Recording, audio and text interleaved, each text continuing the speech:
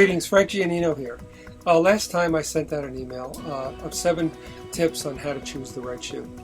This is a follow-up to that story on 7 steps you need to break in the shoe properly now that you have found the shoe. The first is step number 1, is give yourself about an hour a day over a 2-week period, increasing each day the amount of time that you wear the shoe. We call this the honeymoon period, the period of adjustment, where your body gets used to the shoe and the shoe gets used to you. Step number 2, wear the shoes inside. Don't soil them up. All the manufacturers pretty much will stand behind the product, but if you soil them up, they're going to say it's a used shoe, and you don't want that. So nobody wants to give you a hard time on a return or an exchange, or a rethink or a refund. Step number 3, when you wear your shoes, wear socks with them. Any kind of closed environment shoe, you want to have something to protect you against shear force and against the problems that can crop up with the shoe and your skin and possible side effects. So good socks are really an important thing. Step number 4, when you're lacing your shoes up, always remember not to press down on that bony prominence on top of your foot, and lace below it, lace above it. We have that video on the lace up that clearly shows how to do this. So make sure they're laced and you're secure in the heel. And step number 5, if something isn't fitting you right,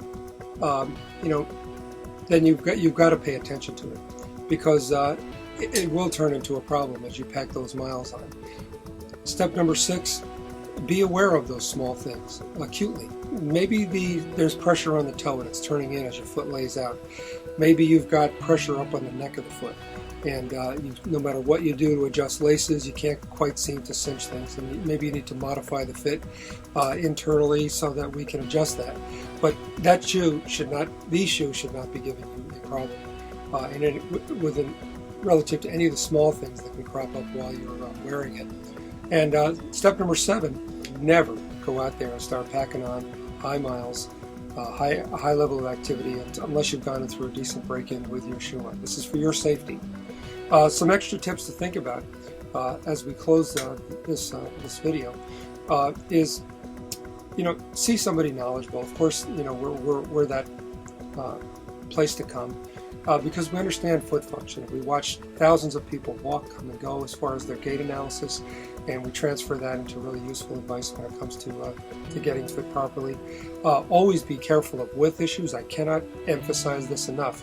In my experience, my 33 years experience of fitting shoes, if the shoes are too tight across the front, if your toes are crowding to the front, you're going to develop referred effect. The most common thing I see plaguing junior high school athletes and people as they start up walking, running again, is lower leg extremity problems like shin splints, like calf problems, like perineal muscle issues on the outside of the leg. And those all have to do with the crowding in front of the shoes. That is a pretty big deal. And lastly, women are not men. Woman's foot, generally 3 out of 4 cases I see in here have smaller bones, and the shoes are actually designed to accommodate women with a smaller heel area. They're shallower, they're tighter, and they're a smaller volume all around the foot in the same respective size to a man's. About 1/4 of the women I see, however, can wear a men's shoe comfortably, need that extra room to accommodate their foot. So I hope all these tips are useful. Thanks for listening. Remember, we're always here for you. So thank you.